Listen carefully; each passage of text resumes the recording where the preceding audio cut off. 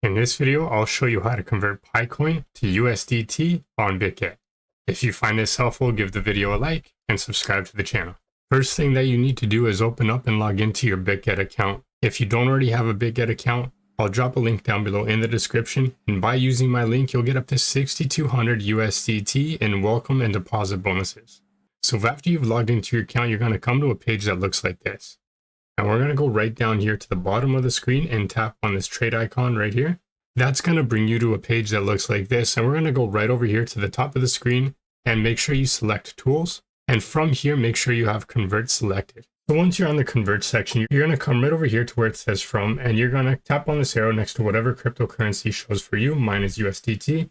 Tap on that. And right here in the search bar, we're going to look for Pi. Tap on Pi Coin. Next, right here where it says to, you're going to come right here to the arrow next to whatever currency shows for you. Tap on that. And we're going to select USDT out of that list.